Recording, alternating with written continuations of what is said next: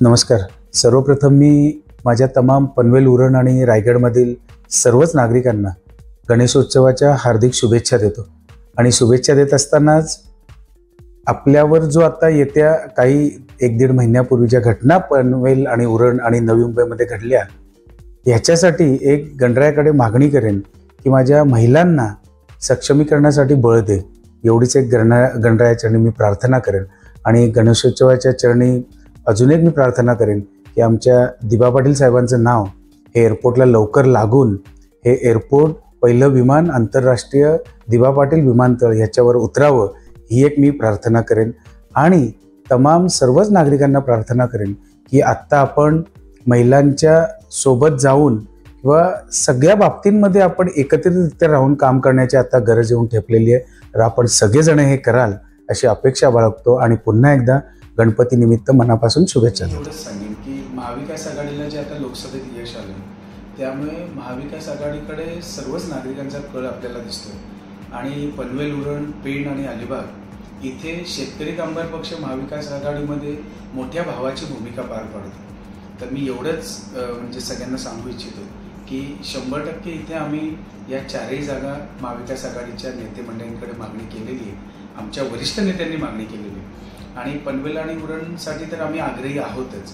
त्यामुळे इथे सध्या तुम्ही इतिहास बघाल तर 2009 साली आमदार विवेक पाटील साहेब इथे पहिल्यांदा निवडून आले.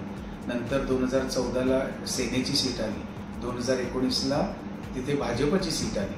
मग इथे या असताना ही सीट आमची एकदम थोडक्या मतांनी, जेव्हा सेनेची आली त्यावेळी फक्त 700 मतांनी सीट ती गेली होती.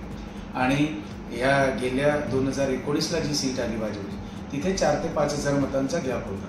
आणि हे वेगवेगळे विषय काढून, जसं कर्नाळा बँकेचा विषय काढला आणि मग त्या बँकेत तो विषय तेव्हा तापवला गेला, नागरिकांमध्ये संभ्रम निर्माण करण्यात आलं. आणि आत्ता मात्र 96.33% लोकांचे पैसे हे बँकेचे व्याजासहित परतफेड झालेले.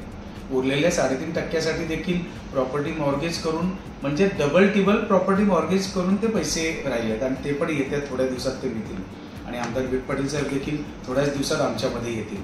म्हणजे हे सगळं वातावरण तुम्ही एकंदरीत बघितलं तर शेका पक्षाला बदनाम करण्याचा बऱ्याच जणांनी कट केला किंवा कटकारस्थान केलं. परंतु शेका पक्ष इथे कुठेही बदनाम झालेला नाही. उलट जे काही आहे ते एकदम क्लिअर आणि ट्रान्सपरंटली आहे. कारण शेवटी कुठलंही तुम्ही काम करताना बघितलं तर इथे शेका पक्ष लोकसभेत देखील मोठ्या भावाच्या भूमिकेत इनफॅक्ट सगळ्यांच्या पुढे जाऊन काम करत होते.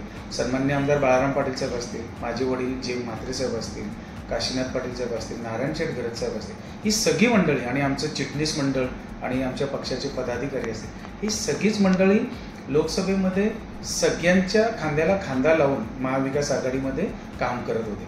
मग मी ह्याच्यात कसं आहे की या जर सीट आमच्या पारंपरिक पद्धतीने असतील त्यामुळे म्हणून आमच्या नेते मंडळींनी ही मागणी केलेली आहे. आणि मला वाटतं महाविकास